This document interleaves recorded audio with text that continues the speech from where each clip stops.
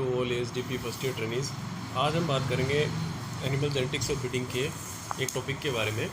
वो टॉपिक है लिंक संलग्नता वंशावगति, सेक्स लिंक इनहेरिटेंस जो होती है उसके बारे में हम बात करेंगे। तो इसमें हम जैसे पहले पढ़ चुके हैं कि कायिक गुणसूत्र होते हैं और लिंग गुणसूत्र होते हैं। जो कायिक गुणसूत्र होते हैं वो तो कायिक लक्षणों का निर्धारण करते हैं, और जो लिंग गुणसूत्र है उन पे कुछ ऐसे कैरेक्टर होते हैं जो ट्रांसमिट हो जाते हैं एक प्रोजेनी से दूसरी प्रोजेनी में।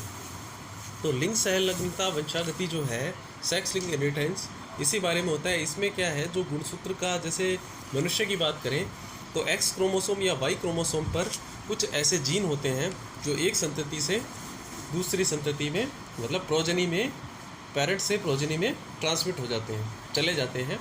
तो इससे जो वंशागति मिलती है उसको बोलते हैं लिंग संलग्नता वंशागति, क्योंकि ये लिंग गुणसूत्रों की वंशागति से होता है।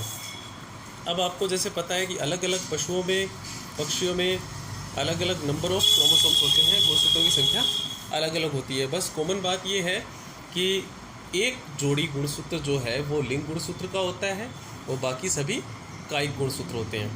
तो लिंग गुणसूत्रों पर लिंग निर्धारण करने वाले एक जोड़ी के अतिरिक्त भी कई अन्य जीन भी होते हैं जिनका लिंग निर्धारण से कोई संबंध नहीं होता, वो दैहिक लक्षणों को निर्धारित करते हैं। अब क्या होता है, जैसे ह्यूमन की बात करें तो चूंकि नर में एक्स गुणसूत्र एक ही है, इसलिए ये जीन अप्रभावी होते हुए भी अपना असर दिखाई देता है। लेकिन मादा में क्या होता है, दो गुणसूत्र होते हैं एक्स एक्स, जिसमें इसलिए इनमें जो प्रभावी जीन होता है वो अपना असर दिखाता है। अप्रभावी जीन जो है वो प्रभावी जीन की उपस्थिति में अपना प्रभाव नहीं दिखा पाता है। अतः जो लक्षण एक्स गुणसूत्र द्वारा नियंत्रित होते हैं उसे बोलते हैं लिंग सीमित लक्षण, सेक्स लिंक ट्रेट। और एक होता है इस लक्षण की वंशागति को क्या बोलते हैं हम, सेक्स लिंक इनहेरिटेंस। अब उसके बाद फिर आता है कि जो एक्स क्रोमोसोम्स है जो नर में, वो जीनों को केवल लड़कियों अथवा मादा संतति में ही ट्रांसमिट कर सकते हैं, नर बच्चों में नहीं, क्योंकि उनका जो वाई क्रोमोसोम है वो नर में होता है। लेकिन मादा जनक एक्स क्रोमोसोम है वो नर व मादा दो लिंग के बच्चों में संतति को ट्रांसमिट कर सकती है। इसी प्रकार इस वंशागति का पता जो है 1911 में E.R. विल्सन ने सबसे पहले किया था। उसके बाद फिर आते हैं सेक्स क्रोमोसोम की स्ट्रक्चर कैसी होती है। तो सेक्स क्रोमोसोम की स्ट्रक्चर में जो होता है, जो एक तो एक्स होता है और एक वाई क्रोमोसोम होता है। तो इसमें जो है सेगमेंट, इसमें एक ऐसा होता है कि कुछ ऐसे जीन होते हैं, कुछ ऐसे जीन हैं जो ऐसे डिजीज़ कोज करते हैं, वो एक्स क्रोमोसोम पे प्रेजेंट रहते हैं उनके जीन्स। तो वो सेगमेंट जो है उसमें कलर ब्लाइंडनेस या हीमोफीलिया वो है, वो नॉन होमोलोगस सिमिलर सेगमेंट पे मिलते हैं एक्स क्रोमोसोम के। और जो एक तो पार्ट होता है होमोलोगस और एक होता है नॉन होमोलोगस। तो ये सारे क्रोमोसोम जो जीन्स हैं वो नॉन होमोलोगस पार्ट पर मिलते हैं।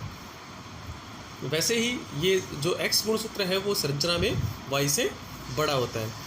अब फिर क्या होता है कि जो एक्स और वाई क्रोमोसोम में एक होमोलोगस भाग होता है जिसे इनकम्प्लीटली या पार्शियली सेक्स लिंक भाग भी बोलते हैं। जैसे दूसरा भाग बी है जो एक समान नहीं होता है, उसे नॉन होमोलोगस पार्ट बोलते हैं। ठीक है, जैसे एक जो है इसी नॉन होमोलोगस पार्ट पर संपूर्ण सेक्स लिंक जीन रहते हैं। जैसे मैंने पहले बताया कि नॉन होमोलोगस पार्ट पर है वो सेक्स लिंक जीन रहते हैं। और वाई क्रोमोसोम के इस भाग को क्या बोलते हैं हम, होलेंड्रिक जीन्स भाग बोलते हैं। और जो एक्स क्रोमोसोम का ये जो पार्ट होता है वो नॉन होमोलोगस पार्ट, वो क्या करता है, कलर ब्लाइंडनेस और हीमोफीलिया के जीन इस पे रहते हैं। और जो वाई क्रोमोसोम है उसके नॉन होमोलोगस पार्ट पर एक स्पेशल टाइप का जीन मिलता है जिसे सेक्स डिटरमाइन रीजन बोलते हैं। और ये किस पे होता है, वाई क्रोमोसोम पे होता है। इस जीन के द्वारा एक प्रोटीन युक्त कारक होता है जिसे टेस्टिस डिटरमाइनिंग फैक्टर बोलते हैं, जो भ्रूण में नर जननांगों के मैच्योरेशन को प्रेरित करता है। और अतः वाई गुणसूत्र की उपस्थिति या अनुपस्थिति क्या है, मुख्य रूप से लिंग का निर्धारण करती है। उसके बाद फिर क्या होता है, कौन कौन से ऐसे सेक्स लिंक कैरेक्टर्स होते हैं जो और इसमें प्रभावित करते हैं, इससे ट्रांसमिट होते हैं। वो करीब 120 लिंग सहलग्न लक्षण पाए जाते हैं। विशेष लक्षण जो आपकी बुक के हिसाब से दिए हुए वो है कलर ब्लाइंडनेस, हीमोफीलिया, रक्त का थक्का नहीं बनना, ऑप्टिक नर्व का नष्ट होना, बाल्डनेस या फिर मायोपिया और मिट्रल